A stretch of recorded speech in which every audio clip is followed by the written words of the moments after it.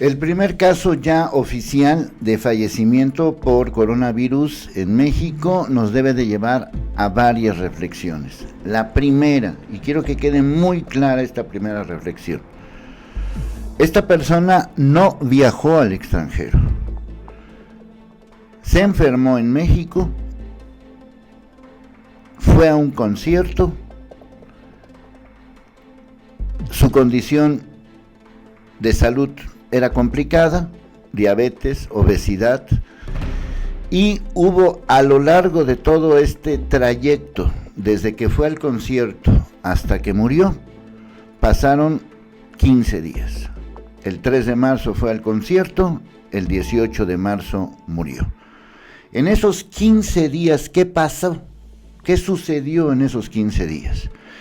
Bueno, pues la pregunta es, con este fallecimiento tenemos ya que entrar a la fase 2, dado que esta persona, insisto, no viajó al extranjero. Bueno, pues vamos a ver qué es lo que dice el doctor Gatell, que es el vocero del Pulso de la Salud y todo esto, y pues vamos a tener que llegar a estas reflexiones. Primera reflexión es, no necesitas viajar al extranjero para que te dé coronavirus. Eso quiero que quede muy claro.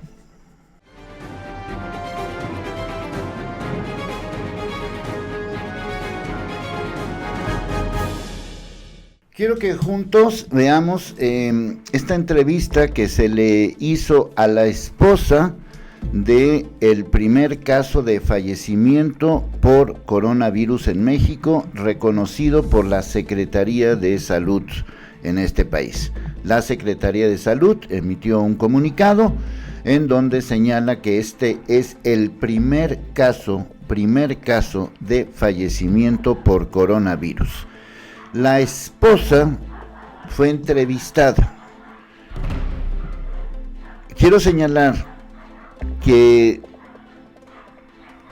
la persona que entrevista, en este caso las personas que entrevistan, por lo menos el que se ve que entrevista, no trae ningún tipo de protección, me refiero a nada, ni siquiera un cubrebocas o algo parecido.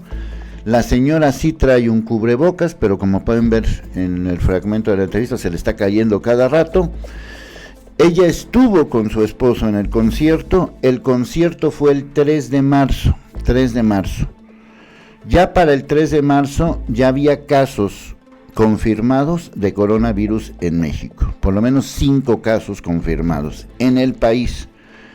Estamos hablando del 3 de marzo. El concierto fue en el Palacio de los Deportes. La señora acompañó a su esposo al concierto. Y 15 días después de ese concierto, murió.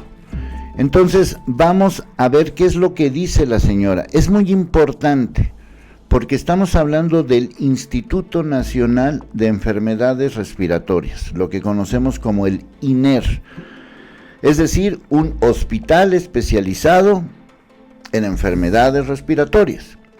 No estamos hablando el hospital de San Fernando Torres Mochas, ni estamos hablando de la clínica de San Agustín de Mis Pistolas.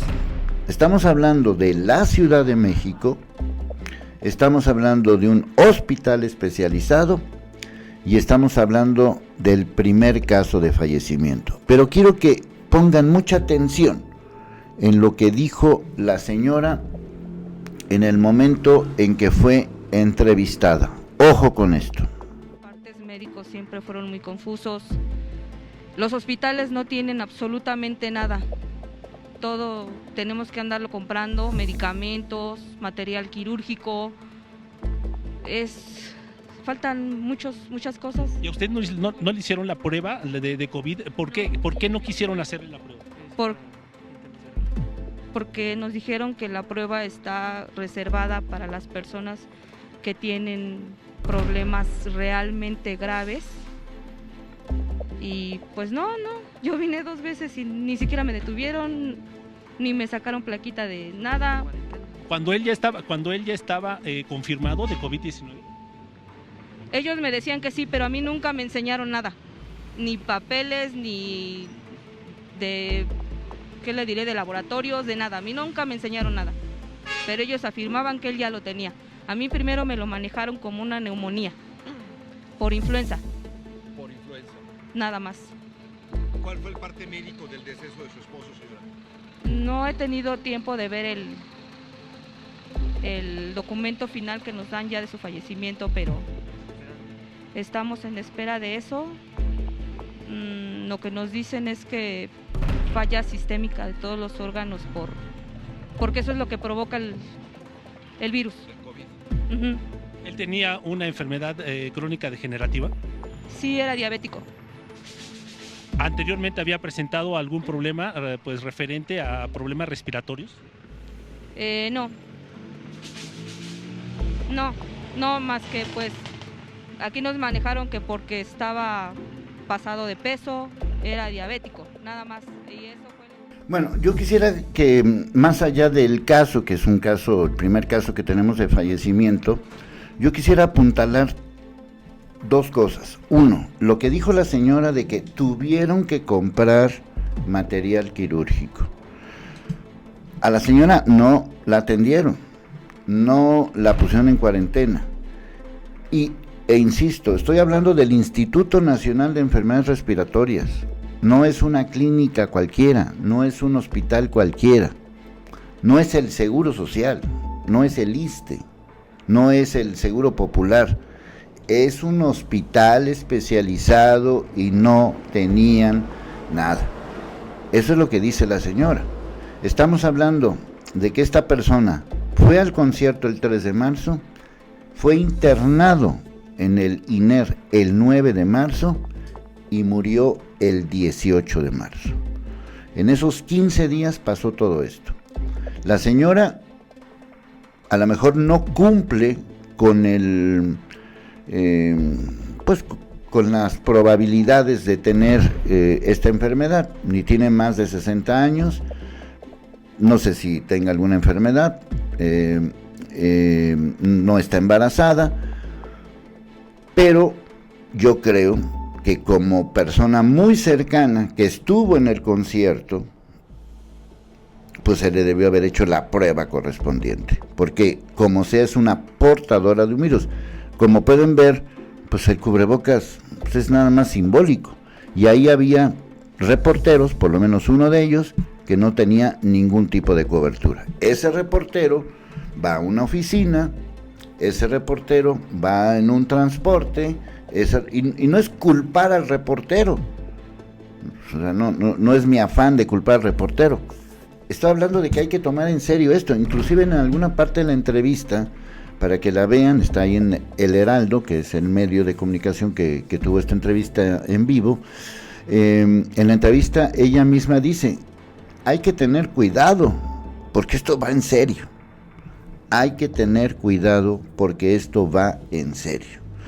Bueno, sobre este tema, la pregunta que yo hice en las redes sociales, pues de alguna manera pues le llegó al señor de salud, el doctor especialista, en el sentido de que como esta persona no viajó al extranjero, entonces estaríamos hablando del primer caso comunitario, es decir, del primer caso de contagio local, sin que sea importado, sin que sea un viaje.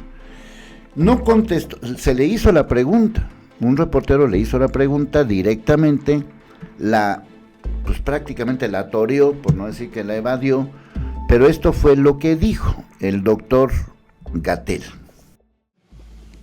Cada pérdida de una vida humana nos duele a todos. No quisiéramos que muriera absolutamente nadie, no quisiéramos que nadie sufriera adversidades por enfermedad o por dolor. Entonces lamentamos muchísimo la pérdida de esta vida humana y obviamente tiene repercusiones sobre la vida de su familia y su comunidad. Ahora, si lo vemos en términos generales en el contexto de una epidemia, es parte de lo que se espera ocurra en la epidemia, afortunadamente en una proporción minoritaria. Nos impresiona siempre la parte más dolorosa de los fenómenos de salud y de enfermedad, que es la pérdida de las vidas humanas, pero en términos de lo que representa un fenómeno poblacional masivo, es un significado diferente.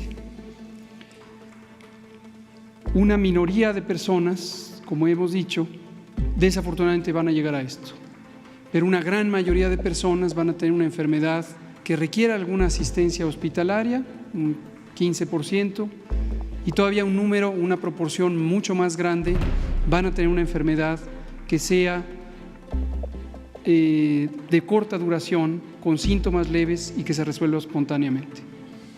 Ahora, respecto a el plan ha considerado prácticamente todos los elementos que se pueden presentar en preparación, en las fases de transmisión comunitaria, en las actividades públicas, sociales y privadas, en la capacidad hospitalaria para atender casos con enfermedad que así lo requiera, en la coordinación de los aspectos económicos, etcétera, etcétera.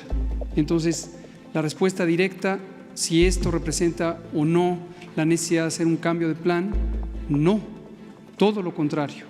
El plan está operando tal como se contempló, está ocurriendo exactamente lo que contemplamos que iba a ocurrir.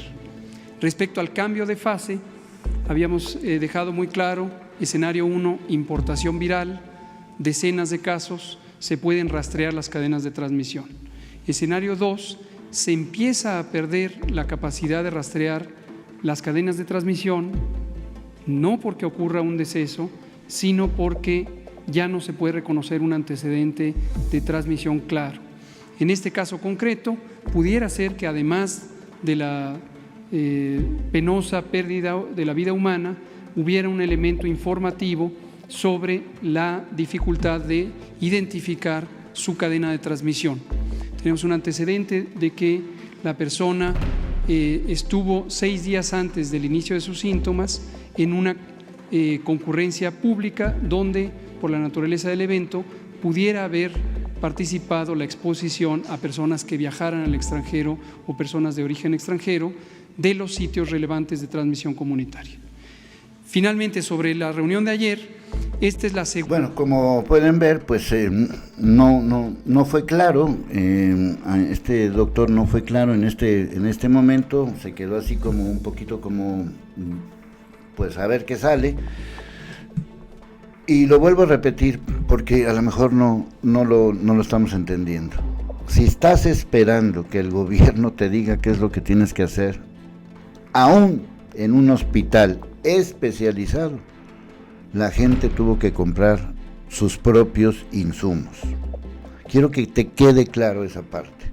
No estoy culpando al hospital, no estoy culpando a nadie. La persona se enfermó y murió, como van a morir muchas personas y como se van a infectar muchísimas personas. Pero no tenemos lo suficiente en estos momentos como para combatir todo eso. Entonces, pues si no te cuidas tú, no esperes a que el gobierno te vaya a cuidar. Así que ya tenemos un primer caso confirmado de fallecimiento. Ahí está lo que dice la esposa, ahí está lo que dice el vocero, y pues, ¿qué dices tú? Éntrale a la polémica.